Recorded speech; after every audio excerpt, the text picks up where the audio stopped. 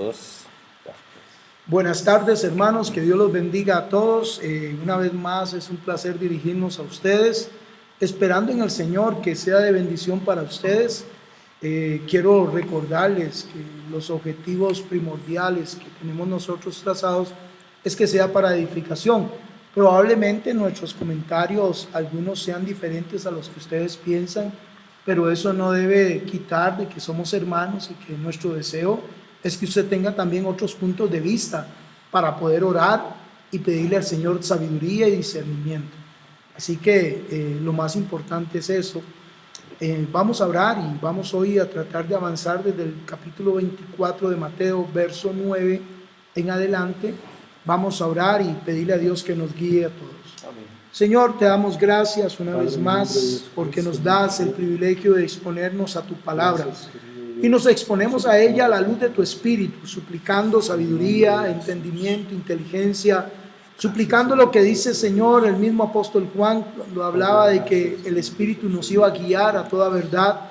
Pedimos, Espíritu de Dios, que nos guíes, que le des sabiduría a mi hermano Víctor Villalobos, mi hermano Luis Brizuela, a Edwin Molina y a mi persona, Señor, y a los hermanos que van a escuchar este audio, que tú los ayudes a discernir, a tomar lo que es tuyo, y si algo se dijere que no está en tu voluntad, también tengan la capacidad de discernirlo para poder, Señor, poner a un lado lo que no corresponde a tu verdad, pero lo que es conforme a tu verdad, ellos lo puedan poner en sus corazones, Señor.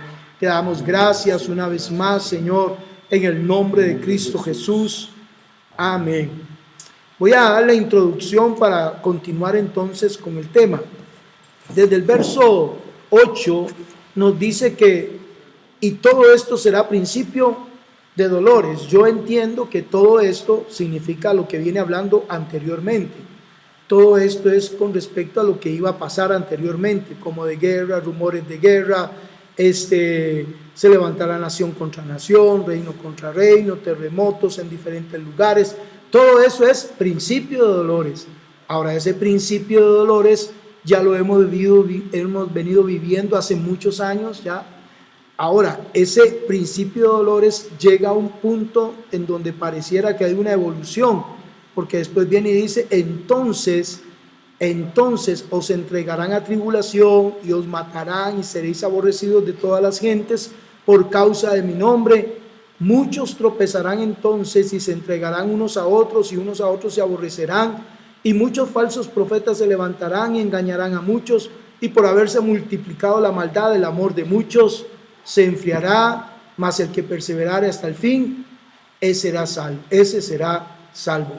Yo quiero poner la perspectiva desde el verso 9, porque si el verso 8 cierra la primera parte con respecto a principios de dolores, del verso 9 hasta el verso 13, pareciera que hay un incremento, donde ya no es principio de dolores, sino más bien que es una manifestación ya más amplia, más intensa con respecto a la conducta de los seres humanos. Es como si Apocalipsis estuviera ahí presente cuando se habla de primero de los sellos, luego de las copas, luego de las trompetas. Sí, más o menos ese es el orden, creo. Entonces, ese verso 9 nos habla de un cambio. Ya no es algo natural, ya ahora es algo social, en donde viene la tribulación, donde van a matarlos, donde va a venir tribulación por causa del nombre de Cristo. Ahora, aquí, si la interpretación es clara, ustedes ahorita van a dar su opinión. Parece ser que la iglesia sí va a pasar tribulación. Parece ser que la iglesia sí va a ser atribulada. Hay una corriente de pensamiento donde habla que la iglesia no va a ser atribulada, pero aquí, ese entonces les entregarán, no solo habla en el pasado de la iglesia, sino que está hablando en el futuro de la iglesia también, porque está hablando de que el amor de muchos se enfriará, que hablan falsos profetas, se multiplicará la maldad, y entonces vendrá el fin. Entonces, si estoy entendiendo bien, y si es asertiva el comentario acertado, entonces quiere decir que la iglesia va a ser expuesta a una parte considerable de la tribulación. ¿Ustedes qué opinan? Y vamos a hablar de la tribulación, ¿para qué? Porque aquí está la tribulación enfocada por lo menos en varios aspectos. Uno, que los van a matar. Dos, los van a hacer tropezar. Tres, los falsos profetas y la pérdida de amor. Ahora, ¿qué opinan ustedes, hermano Villalobos? O el hermano Edwin, o el hermano Brizuela. Díganos, hermano. Bueno, queridos hermanos, yo no concuerdo con que la iglesia vaya a pasar por la gran tribulación, porque, bueno... Bueno, yo no dije gran tribulación, dije tribulación. Aquí dice tribulación. Okay. Sí, Bueno. yo no dije gran tribulación. Ok, yo lo que pienso, querido hermano, es que la iglesia siempre ha sido atribulada. Jesús lo dijo, vendrán tribulaciones y pruebas, y en el mundo tendréis aflicción. Y yo pienso que en este tiempo más bien la iglesia está como muy reposada. ¿Por qué? Porque no es perseguida directamente a causa de su fe en Jesucristo. Aquí lo que me llama la atención más bien es que, digamos, el principio de dolores del que habla acá, no todo el tiempo va a ser principio de dolores. Tiene que haber un momento de quiebra en el que ya se acabó el principio de dolores y ahora se inicia algo ya más fuerte. Que es el verso 9 en adelante. Sí, correcto. Sin embargo, digamos, yo sigo leyendo, dice, todo esto será el comienzo de los dolores, entonces los entregarán a ustedes a ser torturados. Para mí todavía esta parte, el 9, el 10, el 11, el 12, el 13, esto para mí todavía es principio de dolores. Ahora, el verso 14 dice, ¿cuándo termina ese principio de dolores? Dice, y este evangelio del reino será predicado en todo el mundo para testimonio a todas las naciones, y entonces vendrá el fin. ¿El fin qué? De ese principio de dolores, porque ahora sí vienen los dolores fuertes, ahora sí es cierto, porque en el verso ya 15 ya nos está hablando de otra cosa que se llama la abominación desoladora. Y ahí prácticamente está hablando del anticristo. Noten cómo antes del verso 14 no se menciona al anticristo, sino a falsos cristos, a falsos profetas, a ser perseguidos, a que muchos van a ser engañados y todo esto. Pero ya en este caso, del verso 16 en adelante, ahora habla del anticristo. Cuando veáis en el lugar santo la abominación desoladora de que habló el profeta Daniel, el que lee que entienda. Entonces, ¿quiénes son los que tienen que entender? Dice, los que estén en Judea, huyan a los montes. Ya ahí nos da una parte geográfica. ¿Por qué? Porque en ese lugar es donde está el templo, y en el templo es donde la abominación desoladora se va a sentar, y según 2 Tesalonicenses 2:4, el anticristo se va a sentar en el templo de Dios haciéndose pasar por Dios. Bueno, entonces, lo que estoy entendiendo, Brizuela, lo que estoy entendiendo es que usted considera que el principio de dolores nos va a acompañar hasta el fin, pero no el fin del siglo ni el fin de la salvación, sino hasta el fin de la era en donde se va a presentar el anticristo. Okay. Eso es lo que usted está diciendo. Ok, yo aclaro que el fin de la salvación no existe, o sea, la salvación no, es aquí eterna. dice, más el que perseverará hasta el fin será salvo. Estoy hablando de que la salvación no es el fin, sino que es la esperanza de todo cristiano, ser salvo. Ahora, ¿dónde llega el fin de toda nuestra faena? Cuando ya seamos salvos. Entonces, estamos hablando de que más el que perseverare hasta el fin. ¿Hasta el fin de qué? De todo lo que viene pasando, de todo lo que vamos a tener que pasar para lograr llegar hasta el final de nuestras vidas en la salvación. Okay. Porque aquí habla de la salvación. Ajá. Aquí no está hablando de una época ni una era, no está hablando de, como usted me lo está haciendo pensar, que lo respeto, que se está refiriendo al fin de los principios de dolores y no se está refiriendo al fin de la venida de Cristo. Eso es lo que estoy entendiendo. Pero querido hermano, ¿quién dice que existe el fin de la venida de Cristo? O sea, Cristo es que viene... cuando Cristo viene ahí se acaba un ciclo, ¿o no? Sí, correcto. A eso me estoy refiriendo. A eso, okay, yo no sé si eso me estoy dando a entender. No me está dando a entender, porque es que la venida de Cristo es una y el arrebatamiento de la iglesia es otra. Es que eso es otro tema.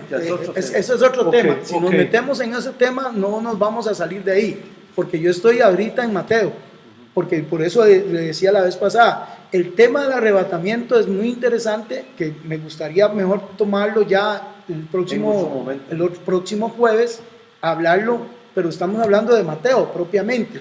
Ok, Mateo 24:14 dice, será predicado el evangelio del reino en todo el mundo para testimonio. Ojo, que no es para que se conviertan y sean salvos, para testimonio a todas las naciones y luego vendrá el fin. Ok, ¿cuál fin? Ok, a eso estamos hablando. Estamos hablando, muchos lo interpretan como es el tiempo del fin de la gracia. O sea, cuando la gracia que en este momento se está manifestando a todos los gentiles se acaba. Eso concuerda con Romanos 11:27, donde dice que ha acontecido a Israel endurecimiento en parte hasta que haya entrado la plenitud de los gentiles y luego todo Israel será salvo. Noten cómo aquí, después de que el evangelio es predicado en todo el mundo, ahora se enfoca hacia los que están en Judea. Nótelo ahí. O sea, no lo estoy inventando yo, ahí está. Entonces, cuando dice vendrá el fin, interpretamos que es el fin de esta época que se llama el principio de dolores. ¿Por qué? Porque ya la iglesia ya no va a estar y ahora se entra a una nueva etapa en la que aparece el anticristo. Pablo le decía a los discípulos, a los hermanos, dice que no quería que se conturbara ni por carta ni por ninguna otra forma, porque no vendrá sin que antes venga la apostasía y se manifieste el hombre de pecado. Entonces, en el momento que Cristo viene a su iglesia, echa de una vez a andar la maquinaria de lo que llamamos el misterio o ministerio de la iniquidad. Sí. ¿Verdad? A mí sí me Bueno, gustaría sí. hablar sobre esto del ministerio. Hermano, Es que el misterio de la iniquidad empezó desde el jardín del Edén, porque es un misterio de maldad. Lo que pasa es que, digamos, en los últimos días se va a revelar ese misterio. ¿Y cómo se va a revelar? Por medio del anticristo. Ahí se va a revelar el verdadero misterio de la iniquidad, cuando es revelado el anticristo. Yo pienso que muchas cosas de las que habla el Señor en este capítulo, unas son para un futuro próximo, otras son para un futuro lejano, y ahí es donde algunas veces nos confundimos.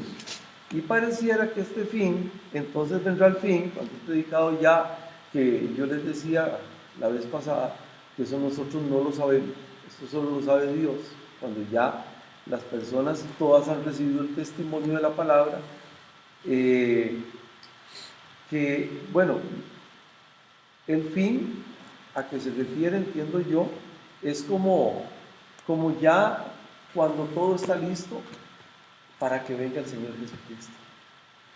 O sea, finalizan, ¿cómo decir? El proceso. Sí, finaliza este proceso. Ajá, y ahora viene el Señor, porque ya finalizó el proceso, ¿verdad? Entonces, y luego, hermanos, esto es un poquito delicado, ¿verdad? Si alguien no concuerda, como decía el pastor Henry, no se preocupe, esto no nos hace más cristianos o menos cristianos, pero pareciera que la segunda venida es posterior a la gran tribulación. Pareciera que esa es la venida, la segunda venida. Pareciera que este fin de lo que está hablando aquí es del fin, pero de todos estos dolores, de todos estos eventos que van a ocurrir, y para que no vayamos, digamos, a tampoco hilar tan delgado, porque hay cositas que van, digamos, hay hechos aquí que participan de otras situaciones diferentes. No sé si me explico. sí, claro. O sea, hay digamos, por ejemplo, yo cojo solo uno.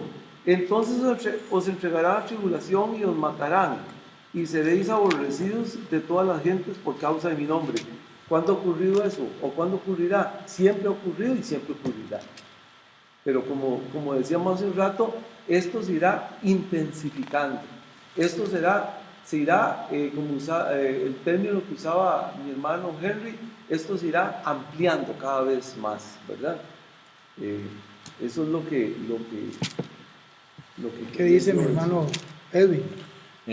Sí, yo algunas cosas que concuerdo con ellos. Por ejemplo, bueno, yo sí creo que la iglesia ya está viendo tribulación, aunque tal vez no una tribulación tan fuerte, digamos. Pero si usted se pone a ver, ahora los raros somos nosotros, porque no aprobamos las uniones entre los homosexuales, porque no aprobamos que la gente haga lo que da la gana. Entonces, y ya eso es una persecución, digamos. Uno pone algo en Facebook ahorita y le caen 20, 30 personas encima que uno no siente, que uno no sabe qué es amar, qué es esto y qué el otro. Entonces yo sí creo que ya hay en cierta forma, ¿verdad? Una tribulación, ¿verdad? Una persecución. No, tal vez no es tan grande como la de la iglesia primitiva, ¿verdad? Que tenían que huir y esconderse y todo eso, pero sí hay una tribulación o una persecución. Y bueno, la vez pasada yo hacía la alegoría que fuera en el versículo 8, dice el principio de dolores, ¿verdad? Que es una alegoría como a los dolores de parto. Entonces yo ahí sí comparto con ellos que yo creo que ese fin es el fin de esos dolores de parto. Por ejemplo, cuando uno ve que una mujer va a dar a luz, comienza como en esos dolores y así está, puede estar mucho tiempo, hasta semanas, hasta que el doctor le dice, bueno, ahora sí llegó el momento y la pasan al salón a que dé a luz, ¿verdad? Entonces yo creo que cuando dice el versículo 14 es, ¿verdad? Creo que es.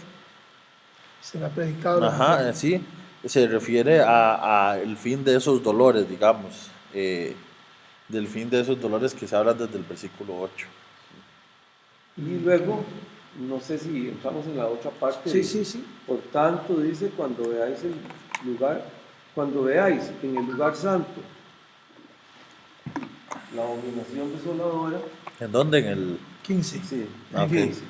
Por tanto, cuando veáis en el lugar santo la abominación desoladora, de que habló el profeta Daniel, que le entienda, entonces los que estén en Judea, pareciera que hay una causa por la que se va, digamos, a desencadenar ese entonces, ¿verdad?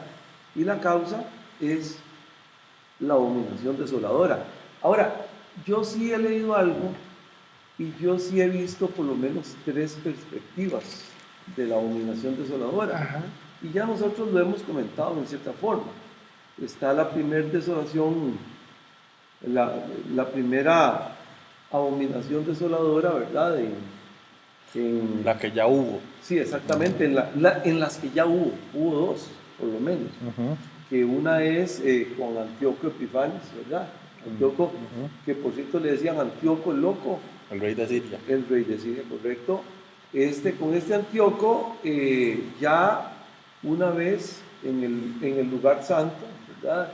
En el año 167 a.C., ya había sacrificado un cerdo, que es de lo peor para un judío, ya lo había sacrificado en el altar. En el altar. En el altar. Es decir, y puso una estatua ahí, el dios Zeus. Eso fue una locura. Ujú. Luego tenemos la siguiente abominación, también que Daniel la profetiza, ¿verdad?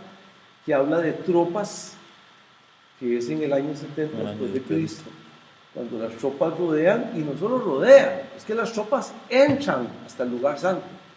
Esa es la parte de la segunda abominación desoladora.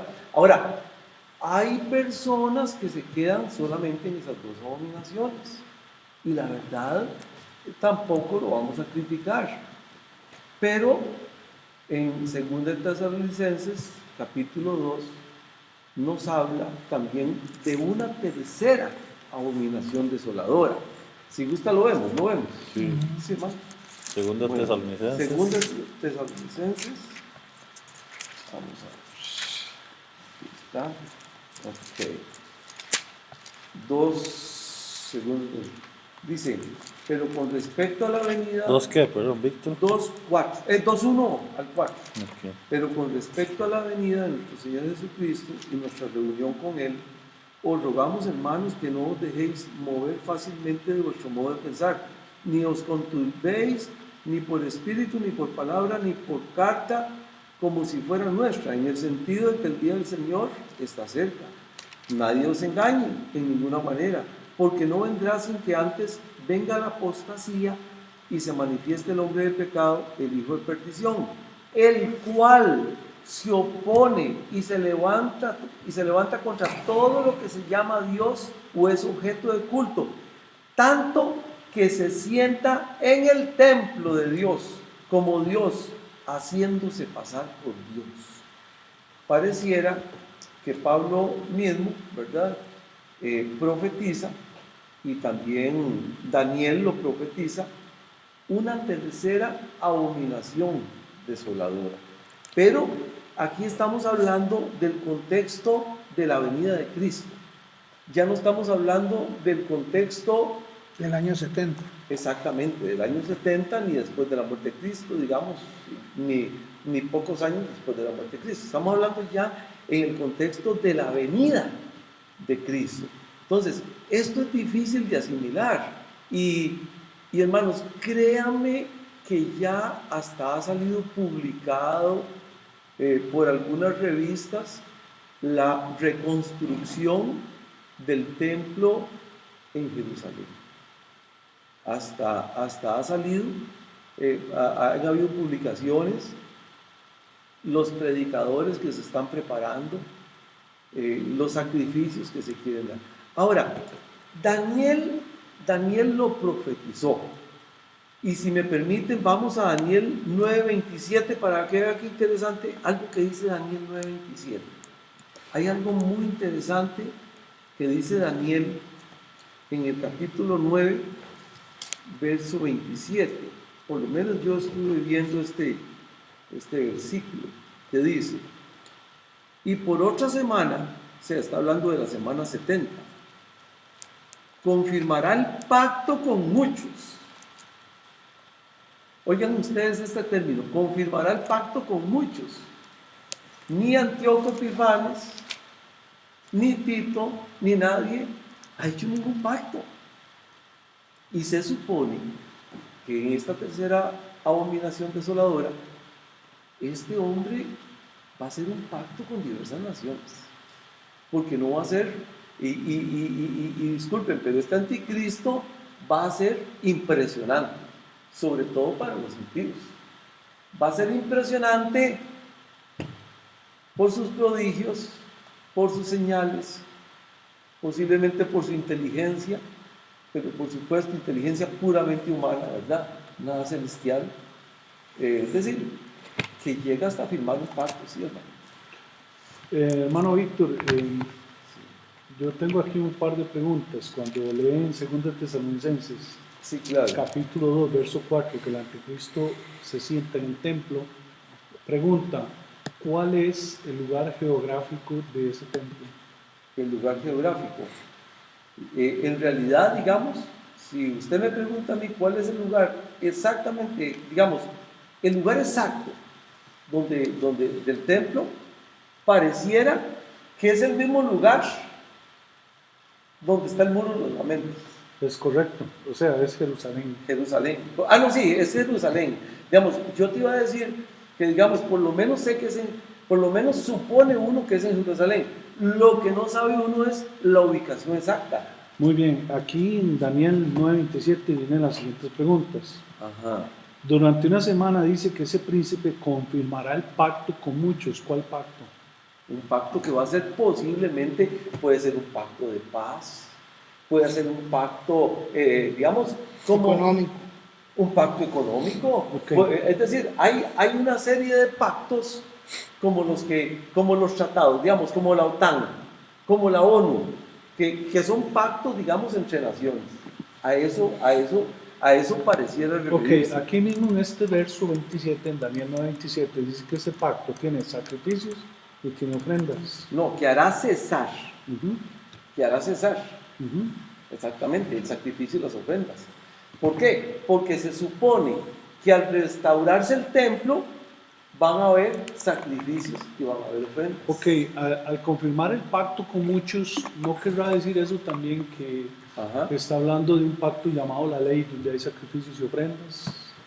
Donde dice, bueno, aquí vamos a seguir la ley, vamos a obedecer a Dios, vamos a hacer esto. Y a la mitad de la semana, dice, hará cesar el sacrificio. O sea, note cómo hace como una cierta relación.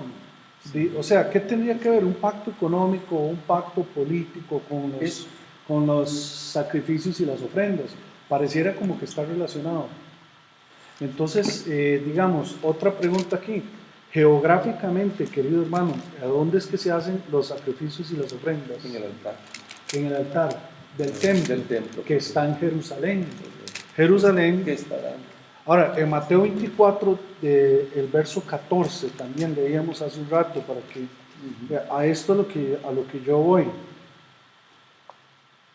Verso 16. Sí, perdón, nada más para una cosita, nada más. Y yo también tengo sí, una observación de lo que usted dijo, sí, para agregarla, sí, nada más. y nada más una cosita, que podríamos creer que es un pacto de ofrendas, pero podría ser mucho más amplio, podría incluir lo económico, podría incluir lo político, podría incluir ayudas, es decir, ¿Usted cree, querido hermano, que el pueblo de Israel puede ser atraído a través de pactos económicos? claro, claro que sí, todo eso les gusta, digamos, y el pueblo de Israel, al igual que nosotros, no estamos exentos de ser engañados. ¿Y por qué, digamos, en la sintaxis de lo que es el texto, dice, confirmará el pacto, como si hablara de un solo pacto, no dice, confirmará un pacto? No, bueno, pero es que también dice confirmará el pacto, no está diciendo un pacto. Es Pueden ser varios pactos que luego sean uno solo, pero es que yo pienso que lo importante aquí no es la letra menuda. Lo importante es clarificar que ya no se trata ni del anticristo en el año 167 a.C., que no se trata de la abominación desoladora del año 167 a.C., ni del año 70 después de Cristo. Lo que se trataba era como de resaltar que hay un elemento que nos ayuda a diferenciar que no se trata de esa abominación desoladora. Ahora, el punto es más bien, sí. perdón, Edwin, nada más, ¿qué es lo que pretende resaltar tanto Pablo como Jesús? Pregunto yo. Sí, sí. Y tal vez dentro de mi cuestionamiento me pongo a pensar que es la señal. ¿Y la señal de qué? De su pronta venida. Claro. ¿Entiende? Claro. Entonces, si uno se enfoca más en las cosas periféricas y pierde el objetivo de que es una señal, entonces llega un momento en donde uno se mete en toda esa letra menuda a tal punto donde no ve los tiempos y las sazones que está ocurriendo para quedarse ahí estancado. Pero, digo yo, no sé. No, y a mí eso. Y me parece muy bien esa llamada de atención suya, porque muchas veces por ver la letra menuda no vemos la parte más importante de esto, ¿verdad? Que es toda la antesala de la segunda venida. Es mi punto de vista, Claro. y obviamente ustedes tienen mucho más camino y más experiencia que yo en esto, ¿verdad? Yo al menos pienso, ¿verdad? En un poquito de lo que he leído e investigado estos días que hemos estado hablando de esto, ¿verdad? Ajá. Pero yo soy uno de los que pienso, digamos, que después del sacrificio de Cristo, y incluso el apóstol Pablo muchas veces lo menciona, ¿verdad? Y cuando, desde Pedro, ¿verdad? Cuando comienza ese trato con los gentiles, ¿verdad? Y yo, desde mi punto de vista, yo creo que es muy claro para mí, ¿verdad? Que llega un momento como en que ya la palabra nos muestra que ya no es ni el judío ni el griego, sino que todos somos uno en Cristo, ¿verdad? Yo creo, para mí, desde mi punto de vista, que el lugar que va a ser el lugar de adoración de ese ser que estamos hablando, para mí no es un lugar geográfico, ¿verdad? Yo no creo que sea un lugar geográfico para mí, ¿verdad? Porque para mí ya ahora el contexto de las cosas es diferente, digamos. Obviamente Jesús estaba hablando a los judíos, digamos, y de ahí para atrás toda la palabra está casi que enfocada a los judíos, pero después hay algo diferente, digamos, y ahí es incluso donde entramos nosotros, ¿verdad? Y yo creo que el lugar de adoración ya no es Jerusalén, para mí somos todos, ¿verdad? Y entonces, desde mi punto de vista, digamos, yo pienso que ese templo, ese lugar de adoración, ese altar, no es un lugar geográfico, o sea, no es aquí. Sí, Eso es mi punto de vista, ¿verdad? Eso, querido hermano, eso sí es así, está muy claro. Lo que tratamos de decir con el punto geográfico es lo siguiente, mira, una cosa son las señales para la iglesia de Cristo, porque dice el Señor, cuando ustedes vean todas estas cosas, erguidos, porque vuestra redención está cerca. Pero otras son las señales para el pueblo de Israel. Por eso hablábamos un poquito de la parte geográfica, porque dice, entonces los que están en Judea huyan a los montes, oren para que su vida no sea en día de reposo, y hay de las que críen en aquellos días. O sea, yo no creo que a la iglesia se le diga hay de los que críen en aquellos días. Es que, Gabo, yo la vez pasada yo le preguntaba a una persona que andaba en Jerusalén el año pasado, ¿verdad? Una persona cercana, y entonces me cuenta, es que en el muro del lamento usted le dan un papelito y usted escribe, no hay ni dónde poner, ¿verdad? Y entonces yo me pregunto, por ejemplo, ¿escuchará el Señor más el papelito que está en el muro de los lamentos? ¿O me escuchará a mí? Yo creo que es algo universal, digamos.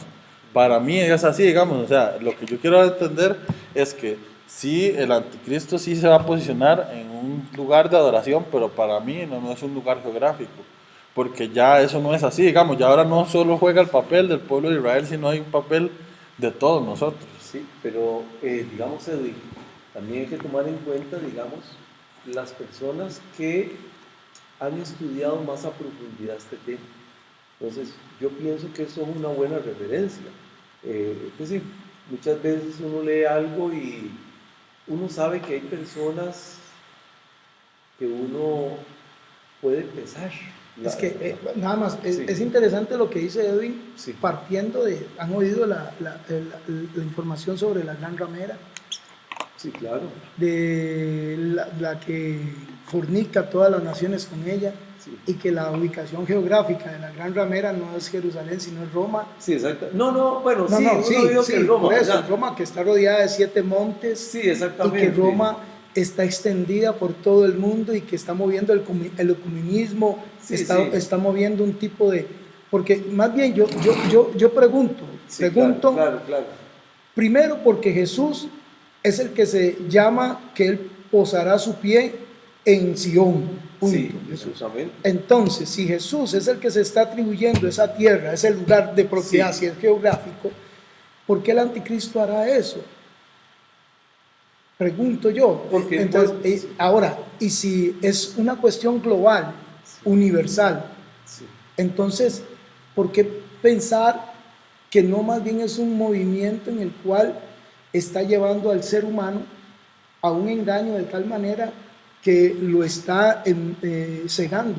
Sí. Y que de alguna manera, digámosle, esta Roma, con toda su influencia mundial, Sí. porque quiéralo o no, la Iglesia Católica tiene una influencia en todo lado, tiene embajadas en todo lado. Claro. Y ese movimiento comunista asociado con la política y otras cosas, más que un templo geográfico, pensemos en, digo yo, estoy pensando en lo que está Sí, diciendo él. no hay problema. Ok, Yo no veo, digamos, lo que está diciendo Edwin, yo no lo veo ni absurdo, ni inaceptable, no, yo no lo veo así. Yo lo que sí digo, digamos, es que yo tengo una posición con respecto a esto. Yo tengo una posición. Víctor, ¿y cuáles serán? Digo yo para investigar, digamos. Sí, claro. Esos, vamos, porque yo también me informo, pero me gustaría informarme con esas personas que usted dice, digamos, predicadores, no sé, para investigar, porque eso siempre me ha llamado mucho la atención, ¿Qué le llamamos? que es el punto que estamos hablando, por ejemplo, de que si el templo es un lugar geográfico, yo pienso que no, pero usted me dice que, digamos, que hay Sí. expertos, digamos, ¿cuáles son? Claro. Digamos, yo de momento, digamos, lo que más conozco es de la palabra. Ujú. De la palabra. Y por ejemplo, de la palabra, sé que me dice en el versículo 4, dice, se levanta contra todo lo que se llama Dios, pues objeto oculto, tanto que se sienta en el templo de Dios como Dios. No, eso sí está clarísimo. Perdón, me habla de un lugar santo. Y un lugar santo no es una persona santa. Un lugar santo no es una iglesia que se haya denominado la iglesia santa, ¿verdad? Me estoy refiriendo, Algo simbólico. me estoy refiriendo a cualquier templo, no. Se ha llamado templo siempre, templo se le ha llamado el templo donde está Dios, el templo de Jerusalén, que era donde habitaba el Shekinah de Dios. Donde habitaba el Shekinah. Y ahora, ¿dónde habita el Shekinah de Dios? Ahora habita en todas las personas, pero no habla aquí, ese es sí, mi punto. pero sí, ese es el punto, pero yo no creo en un anticristo que se siente en todas las personas. Y no les va a decir a todas las personas, bueno, venga, a ver, todo el templo de Dios, a ver, todos, ¿ya están listos? Y yo me No, voy a sentar en pero yo ustedes. sí puedo pensar en una persona Ajá. que se gane la adoración de las personas. No, es que justamente para eso se va, para eso se va a sentar en el templo, para que lo adoren, para que le rindan culto. Porque, perdón, el término anticristo tiene dos conceptos. Es en lugar de Dios y en contra de Dios. Entonces, en ese templo, él se sienta como que si fuera Dios, porque según él va a ser Dios, él va a sustituir a Dios. Tan es así que este hombre, es decir, va a ser tan carismático que al hacer prodigios y señales, y todos nosotros sabemos la fascinación del mundo por los milagros, ¿cierto? La gente ve señales, ve caer polvito de oro, o ve dientes, ¿cómo se llama? Ya porcelanizados, ¿verdad? Y dice, ahí está el Señor. No. Todos estos milagros posiblemente va a ser muchos milagros que la gente va a ir hacia Él, que la gente va a creer en Él, que va a haber mucha gente que lo va a adorar a Él, ¿verdad? Entonces, pero gracias a Dios, Dios nos dejó ya suficientes señales, suficientes palabras como para que nosotros estemos apercibidos. Ahora, yo no le niego de que no sea en ese lugar geográfico. O sea, si es ahí o no es. Sí, al final yo eso no es lo tengo importante. problema. Exactamente, yo no voy a tener ningún problema, digamos. Vea lo que dice Apocalipsis 13. Claro. 13, 14 y 15 es. Capítulo 13, Ok. digámosle, dice, hablando de que me paré sobre la arena del mar y vi subir del mar una bestia que tenía 7 cabezas y 10 cuernos, y en sus cuernos diademas, y sobre sus cabezas un hombre blasfemo. Y la bestia que vi era semejante a un leopardo, y a sus pies como de oso, y su boca como de boca de león. Y al dragón, y le dio su poder y su trono grande y grande autoridad. Vi en sus cabezas como herida de muerte, pero su herida mortal fue sanada. Y se maravilló toda la tierra en pos de la bestia. Toda la tierra, Sí. vio todo el mundo. Sí, y adoraron al dragón que había dado autoridad a la Es bestia, el profeta. y adoraron a la bestia diciendo, ¿quién como la bestia y quién podrá luchar contra ella? También se le dio boca que hablaba grandes cosas, blasfemia, se le dio autoridad para actuar 42 meses, y abrió su boca en blasfemias contra Dios para blasfemar su nombre en su tabernáculo. Entonces está hablando de un lugar donde se va a sentar, como dicen ustedes, en un tabernáculo donde va a blasfemar. Eso es lo que está diciendo. Sí. Sí. ¿Iba a decir algo usted, Luis? No. Sí, aclarar que ese dragón que le da su poder y autoridad a esta bestia no es el falso profeta, es muy obvio que la Biblia le llama dragón a Satanás. Y hay otros textos como dice Mico, cuyo advenimiento es por obra de Satanás, dice la Escritura. Entonces la bestia es el anticristo y el dragón es el diablo, que le da el poder a la bestia. Es correcto. Ok. Y según dice la Escritura, es gran poder y señales y prodigios mentirosos para engañar, si fuera posible, aún a los escogidos. Y el Señor dice que si estos días no fueran acortados, nadie sería salvo. Sí. Ahora, estos prodigios y señales son mentirosos, pero no es que los prodigios y señales son falsos, o sea, sino que los prodigios y señales, digamos, los prodigios y señales sí son reales, ¿verdad? Pero ¿por qué son mentirosos? Porque señalan hacia la bestia, no hacia Dios. Bueno, vamos haciendo el cierre. Bueno, Cada uno hay una opinión para ir cerrando esta parte. Ok, yo sí quiero enfatizar, queridos hermanos oyentes, hermanos y hermanas que están en sus casas escuchando, que nosotros como creyentes, como pueblo de Dios, no estamos esperando al anticristo, ni estamos esperando tampoco la gran tribulación sobre esta tierra.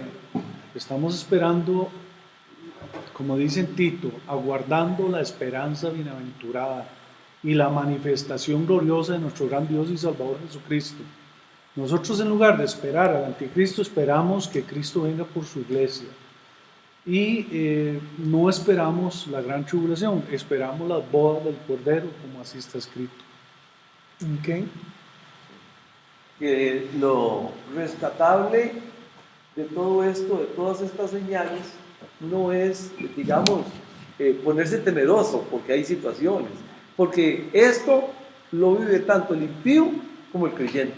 Todas las señales y todo el principio de dolores y todos los dolores. Lo importante es saber que Cristo vendrá por segunda vez, pero no como un Cristo que está por allá lejano y un día vendrá. No, como un Cristo cercano, como un Cristo que en estos momentos quiere consolarnos, quiere ayudarnos a entender las cosas, quiere que nosotros seamos participantes de su amor, de su bondad, de su misericordia. Un Cristo muy cercano, pero que va a venir corporalmente un día. Y esto no es simbólico, esto no es algo que quizás sí y quizás no. Eso es algo que es en el sí y en el amén. Amén. Edwin. Yo quisiera leer en 2 Timoteo 4, dice el versículo 3, vendrá tiempo cuando no sufrirán la sana doctrina, sino que teniendo comezón de oír se amontonarán maestros conforme a sus propias concupiscencias y apartarán de la verdad el oído y se volverán a las fábulas. Eso es un nuevo tema, ¿verdad? Pero quisiera de motivación y exhortación para los hermanos y para nosotros.